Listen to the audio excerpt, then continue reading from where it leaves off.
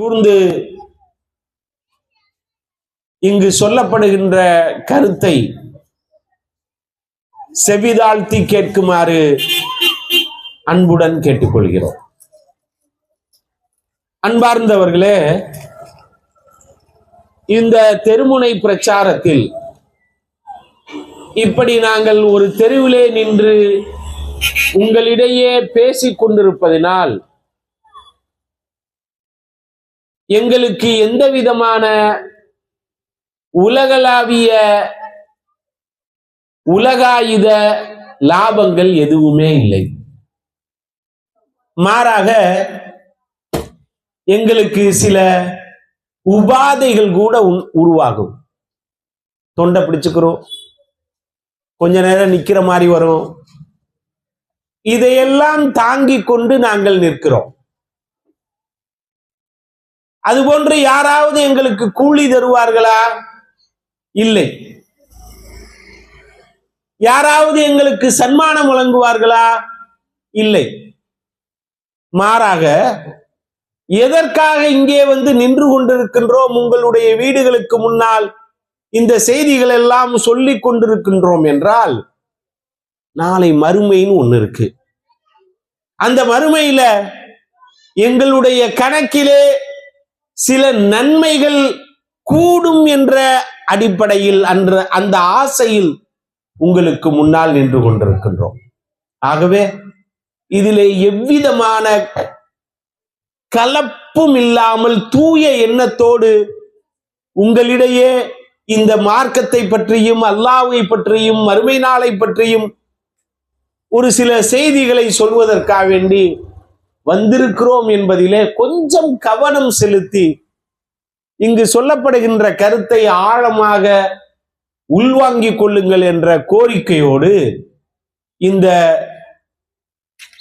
பயானை, இந்த செய்தியை ஆரம்பிக்கின்றேன்.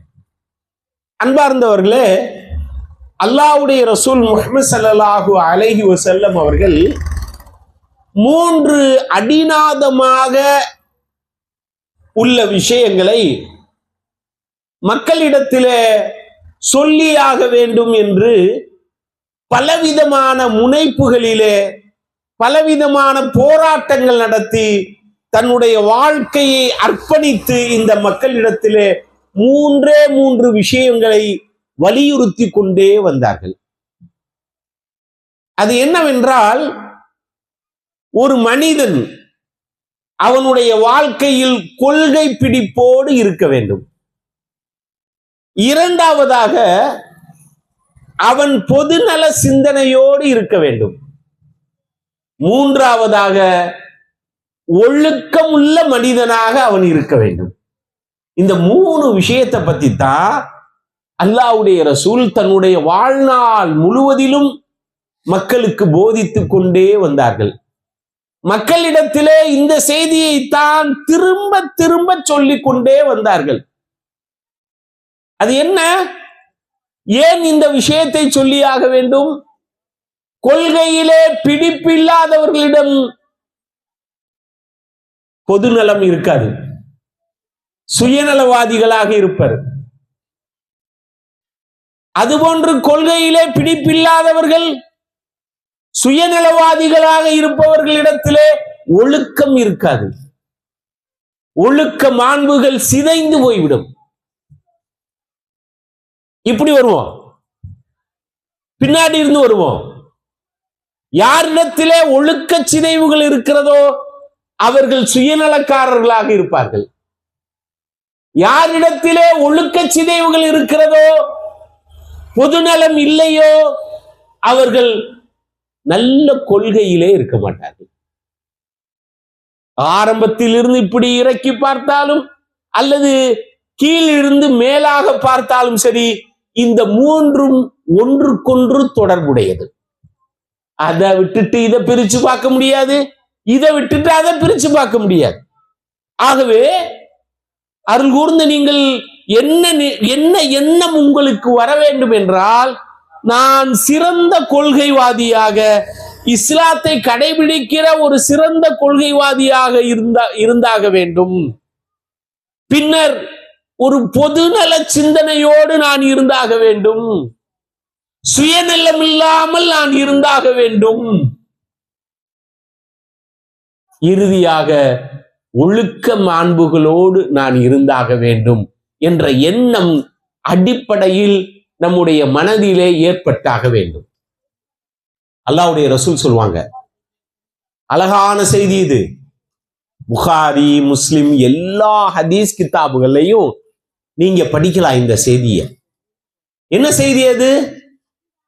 ஈமானிற்கு ஸல்லல்லாஹு அலைஹி வஸல்லம் அவர்கள் சொல்கிறார்கள், ஈமானிற்கு 70க்கும் மேற்பட்ட கிளைகள் இருக்கிறது. எத்தனைக்கும் மேற்பட்ட கிளைகள் இருக்கிறது? 70க்கும் மேற்பட்ட கிளைகள் இருக்கிறது. ஈமான் நம்பிக்கை சார்ந்த விஷயங்கள். அதிலே முதலாவது மிகச் சிறந்தது அஃதலுஹா லா இலாஹ இல்லல்லாஹ். அதிலே ஆகச் சிறந்தது லா இலாஹ இல்லல்லாஹ் என்று சொல்வதாகும்.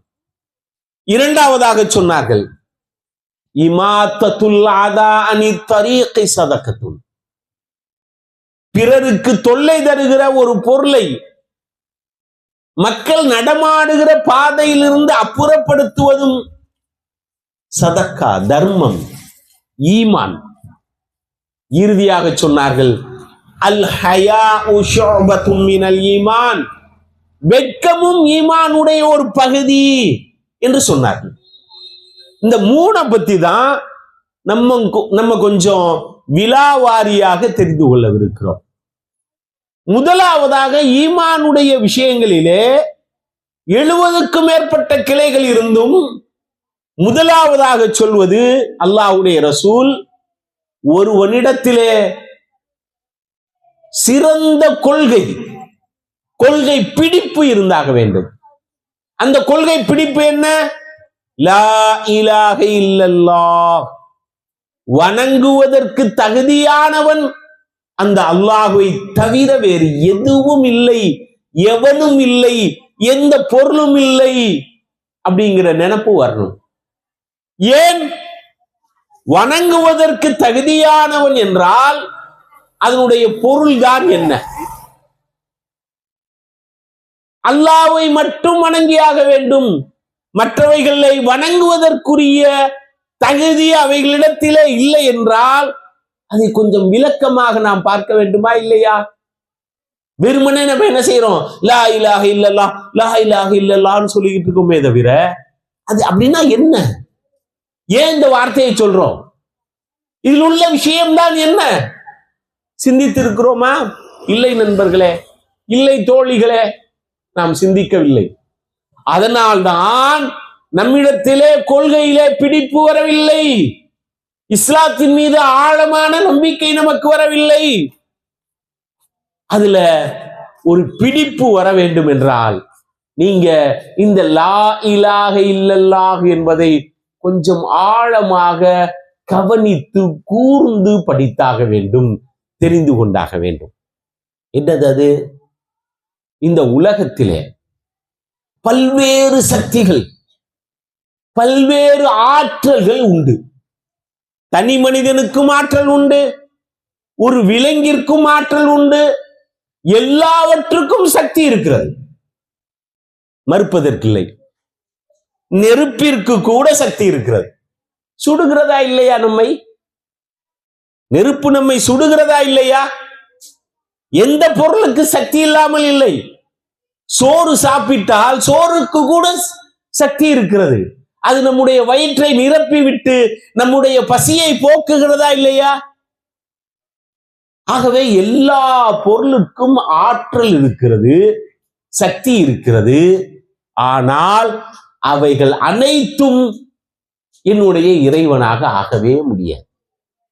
சூரியன் மிக பிரம்மாண்டமான சூரியன், சந்திரன், எத்தனையோ நட்சத்திரங்கள், என்னென்னமோ இருக்கிறது உலகத்திலே. அவைகள் பிரம்மாண்டமாக இருக்கின்ற காரணத்தினால், மிக பெரியதாக இருக்கின்ற காரணத்தினால் அவைகளை மனிதன் கடவுள் என்று நினைக்கிறார். நம்ம படிக்கிறோமா இல்லையா? இப்ராஹிம் அலைஹிஸ்ஸலாமுடைய வரலாறை அவங்க பார்க்கிறாங்க, சூரியனை பார்க்கிறாங்க. அம்மாடி எவ்வளவு பிரம்மாண்டமா இருக்கு, தகத்தகன் மின்னுதே, இது என்னுடைய கடவுள் அப்படின்னு நினைக்கிறாங்க. மாலையானது, அந்தி சாய்ந்தது, பொழுது போனது, இரவு வந்தது, சூரியனை காணல. சூரியனை காணல.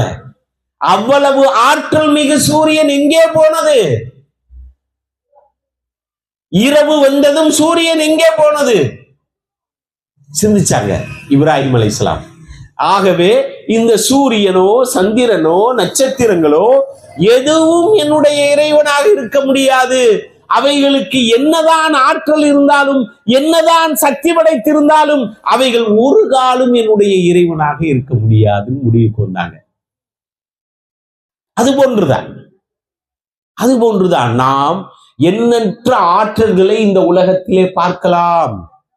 எத்தனையோ நபர்கள், எத்தனையோ பொருட்கள் சக்தி வாய்ந்தவர்களாக, சக்தியுடையவர்களாக நம்ம பார்க்கலாம். ஆனால் அந்த சக்தி, அந்த ஆற்றல், அந்த வலிமை எல்லாம் ஒரு குறிப்பிட்ட கால கெடுவிற்குள் முடிந்துவிடும். அவ்வளவுதான், கொஞ்ச நேரம் தான் எல்லாம், அப்புறம் போயிடும். இப்ப என்ன சிந்தனைக்கு வரணும்? அடிப்படையில் ஒரு மனிதன் என்ன சிந்தனைக்கு வரணும்? சிறிது காலம் ஆற்றல் இருக்கின்ற எந்த ஒன்றும் என்னுடைய இறைவனாக இருக்க முடியாது, எனக்கு நன்மை தர முடியாது. உயிருடன் வாழ்ந்த ஒருவர் பல்வேறு ஆற்றல்களை, பல்வேறு பராக்கிரம செயல்களை செய்திருக்கலாம். மரணித்த பின்னால் அவரால் ஒன்றுமே செய்ய முடியாது. ஆகவே அவர் இறைவனாக மாட்டார். அவர் மரணித்த பிறகு எனக்கு எந்த விதமான நன்மையோ தீமையோ செய்துவிட முடியாது. ஆகவே அவர் என்னுடைய இரட்சகராக இருக்கவே முடியாது அப்படின்னு வரணும். அந்த சிந்தனை வரணும். அந்த சிந்தனை வருங்கால்தான் நம்மிடத்திலே தெளிவான, அழகான, மனித இயல்போடு வாழக்கூடிய சூழல் உருவாகும். அல்லாஹ்வுடைய ரசூல் முஹம்மது ஸல்லல்லாஹு அலைஹி வஸல்லம் அவர்கள் தன்னுடைய வாழ்க்கை முழுவதிலும் இந்த மைய கருத்தை வைத்துத்தான் மக்களிடத்திலே அதிகம் பிரச்சாரம் செய்து கொண்டே இருந்தார்கள். இது மைய கருத்து. நீங்கள் எதையெல்லாம் வணங்கி கொண்டிருக்கின்றீர்களோ அவைகளுக்கு எந்த சக்தியும் இல்லை. உங்களை படைத்து, பரிபாலித்து, ரட்சித்து, உங்களுக்கு வேண்டியதெல்லாம் செய்து, நீங்கள் நோய்வாய்ப்பட்டால் உங்கள் அந்த நோயிலிருந்து உங்களை சொஸ்தப்படுத்தி, நிவாரணப்படுத்தி, உங்களுக்கு நல்ல வாழ்க்கையை வழங்குகிறவன் அந்த அல்லாஹ். அவன் ஆற்றல் மிக்கவன். அவனை அன்றி வேறு யாரையும் நீங்கள் வணங்காதீர்கள் என்று அல்லாஹ்வுடைய ரசூல் ஸல்லல்லாஹு அலைஹி வஸல்லம் அவர்கள் தன்னுடைய வாழ்நாள் முழுவதிலும் பிரச்சாரம் செய்து கொண்டே வந்தார்கள்.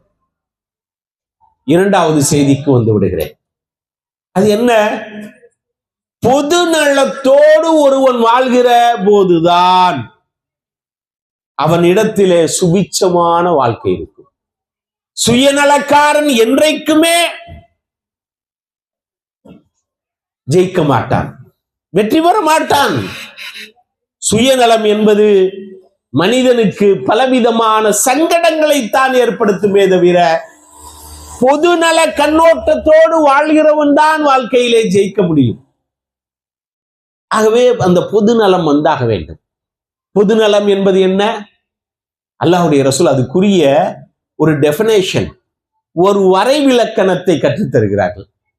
எனக்கு நன்மையே நடக்க வேண்டும் என்று நீங்கள் நினைத்தால் பிறருக்கும் நன்மையே செய்யுங்கள். எனக்கு நல்லது நடக்கணும்னு நான் நினைச்சேனா, பிறருக்கும் அதே நன்மை நீங்கள் செய்தால்தான் உங்களுக்கு அந்த நன்மை கிடைக்கும். பிறர் உங்களை தொந்தரவு செய்ய மாட்டார்கள். பிறரை நீங்கள் தொந்தரவு செய்வீர்களேயானால் அவர்களும் உங்களை தொந்தரவு செய்வார்கள். இந்த எண்ணம் வரணும். பிறருடைய கழிவு பொருட்கள், குப்பை பொருட்கள் என்னுடைய வீட்டிற்குள்ளே வரக்கூடாது, என்னுடைய முகப்பிற்கு முன்னால் வரக்கூடாது என்று நீங்கள் நினைத்தால் நீங்க எதையும் போடாம இருக்கணும். வெளியில அடுத்தவனுடைய வாசலுக்கு போற அளவுக்கு பண்ணக்கூடாது. இந்த எண்ணம், இந்த பொது எண்ணம், பொது நலம் வந்தாக வேண்டும். இறுதியாக அல்லாஹுடைய ரசூல் முஹம்மது ஸல்லல்லாஹு அலைஹி வஸல்லம் அவர்கள் சொன்ன மிக முக்கியமான விஷயத்தை வலியுறுத்தி விடுகிறேன். ஒழுக்கம். ஒழுக்கம் சார்ந்த வாழ்க்கையிலே நாம் பயணித்தாக வேண்டும். ஒழுக்கத்தை அடிப்படையாக கொண்ட வாழ்க்கைக்கு நாம் தயாராக வேண்டும். ஒழுக்கம் என்பது என்ன? ஒழுக்கம் என்பது என்ன? அல்லாஹுடைய ரசூல் இடத்திலே ஒரு தோழர், ஒரு சஹாபி வந்து கேட்டார், அல்லாஹ்வின் தூதரே, அல்லாஹ்வின் தூதரே, எது நன்மை எது தீமை என்று எனக்கு சொல்லித்தாருங்கள். அல்லாஹ்வுடைய ரசூல் சுருக்கமாக சொன்னார்கள், அல் பிர்ரு மா இத்மஅன்ன பிஹி கல்புக். ஒரு செயலை செய்வதற்கு முன்னாலும் பின்னாலும் உனக்கு உன்னுடைய மனதிலே ஒரு மனக்குளிர்ச்சி, மன சந்தோஷம் உன்னுடைய மனதிலே தோன்றுமானால் அது நன்மை. ஒருத்தருக்கு ஒரு 10 ரூபா நான் கொடுக்கிறேன், தர்மம் பண்றேன். அப்ப செய்யும் பொழுதும் செய்து முடித்த பிறகும் ஒரு விதமான மன சந்தோஷம் நமக்கு ஏற்படும். அதுதான் பிர், அதுதான் நன்மையான காரியம், அதுதான் அழகான காரியம். இப்ப தீமைனா என்ன? அல்லாஹ்வுடைய ரசூல் சொன்னாங்க, அல் இஸ்மு. தீமைனா என்னன்னு தெரியுமா? மா ஹாக்க ஃபீ நஃப்ஸிக. ஒரு செயலை செய்வதற்கு முன்னால் அப்படி மனசுல ஒரு குறுகுறுப்பு, ஒரு விதமான பதட்டம், ஒரு விதமான சஞ்சலம் உன்னுடைய மனதிலே தோன்றுமானால், செய்து முடித்த பிறகு யாராவது பார்த்துட்டானா, நம்ம இந்த காரியத்தை பண்ணிருக்கோமே, எவனாவது நம்மளை வாட்ச் பண்றானா அப்படிங்கிற நினைப்பு ஏற்படுமானால் அது தீமை என்று விளங்கிக்கொள் என்று அல்லாஹ்வுடைய ரசூல் முஹம்மது ஸல்லல்லாஹு அலைஹி வஸல்லம் சொன்னார்கள். ஆகவே சகோதரிகளே, முதலாவதாக இஸ்லாம் உங்களுக்கு அடிப்படையிலேயே ஓரிரை கொள்கையை, தௌஹீத், அல்லாஹ்வை மட்டும் வணங்குங்கள் வணங்குங்கள் என்று முஹம்மது ஸல்லல்லாஹு அலைஹி வஸல்லம் அவருடைய 23 ஆண்டு கால நபித்துவ வாழ்க்கையில் நமக்கு சொல்லி தந்திருக்கிறார்கள். இரண்டாவதாக கொஞ்சம் பொது நலத்தோடு நடந்து கொள்வோம். நான் மட்டும் இந்த தெருவிலே வசிக்கவில்லை, நான் மட்டும் இந்த ஊரிலே வசிக்கவில்லை, நான் மட்டும் இந்த தெருவிலே வசிக்கவும் முடியாது, இந்த ஊரிலே நான் மட்டும் வாழவும் முடியாது. அப்படி இருக்கும் பொழுது நாம் ஏன் பிறருக்கு தொந்தரவு தந்து பிறருடைய பிறருக்கு பிரச்சனைகளை உருவாக்கி நம்ம ஏன் அப்படி வாழணும்? ஆகவே பொது நலத்தோடு வாழ்வோம். இறுதியாக ஒழுக்க மாண்புகளோடு வாழ்வோம். தனிநபர் ஒழுக்கம், சமூக ஒழுக்கம். தனிநபரும் ஒழுக்கமாக இருக்கணும், அந்த தெருவும் ஒழுக்கமாக இருக்கணும். தனிநபர் ஒழுக்கமாக வாழும் பொழுதுதான் அந்த தெருவில் உள்ளவர்களும் ஒழுக்கத்தை கடைபிடிப்பார்கள். தனிநபர் ஒழுக்கத்தை போதிக்கும் பொழுதுதான் அந்த தெருவில் உள்ளவர்களும் ஒழுக்கத்தோடு நடந்து கொள்வார்கள். ஆகவே அருள் கூர்ந்து இந்த வாழ்க்கைக்கு நீங்கள் தயாராகுங்கள். அல்லாஹ்வும் அல்லாஹ்வுடைய ரசூலும் சொன்னது போன்ற ஒரு வாழ்க்கைக்கு தயாராகுங்கள். ஏனெனில் இந்த உலகம் உங்களுக்கு தற்காலிகமானது, யாரும் நிரந்தரமாக இருக்க போவதில்லை. எவனும் இந்த உலகில் காலங்காலமாய் வாழ்ந்ததில்லை. ஒரு கட்டத்தில் அவன் இறந்து போக போகிறான். இறந்து போன பிறகு ஒரு வாழ்க்கை உங்களுக்காக காத்திருக்கிறது, மறுமை வாழ்க்கை. அந்த மறுமை வாழ்க்கையில் நீங்கள் எல்லாவற்றுக்கும் பதில் சொல்லியாக வேண்டும். நீங்கள் எடுத்து வைத்த ஒவ்வொரு அடிக்கும், ஒவ்வொரு நகர்வுக்கும் நீங்கள் பதில் சொல்லியாக வேண்டும். நீங்கள் சம்பாதித்தவைகளுக்கு பதில் சொல்லியாக வேண்டும், அதை எப்படி செலவழித்தீர்கள் என்று பதில் சொல்லியாக வேண்டும். உங்களுடைய குடும்ப உறவினர்களிடத்திலே எப்படி நடந்து கொண்டீர்கள் என்று பதில் சொல்லியாக வேண்டும். எல்லாவற்றுக்கும் உங்களுடைய இளமை குறித்தும் உங்களுடைய முதுமை குறித்தும் எல்லாவற்றுக்கும் நீங்கள் பதில் சொல்லியாக வேண்டும். ஆகவே மறுமை வாழ்க்கை நோக்கி பயணிக்கிற நாம் இந்த 3 அம்சங்களை கொண்ட வாழ்க்கை முறையாக நம்முடைய வாழ்க்கை முறையை அமைத்துக் கொள்வோம். இதுவரை இந்த சிறு உரையை செவிதாழ்த்தி கேட்டமைக்காக நன்றிகள் கூறி ஜஸாக்குமுல்லாஹ் ஹஸனல் ஜஸா. அல்லாஹ் உங்களுக்கு நற்கூலிகள் வழங்குவானாக. சொன்ன செய்திகளை உங்களுடைய வாழ்க்கையிலும் என்னுடைய வாழ்க்கைகளும் அவைகளை நடைமுறைப்படுத்துவதற்குண்டான வாய்ப்பை தந்தருவானாக. வாஹிர் தவானா அனில் ஹம்துலில்லாஹி ரப்பில் ஆலமீன். அஸ்ஸலாமு அலைக்கும் வரஹ்மத்துல்லாஹி வபரகாத்துஹு.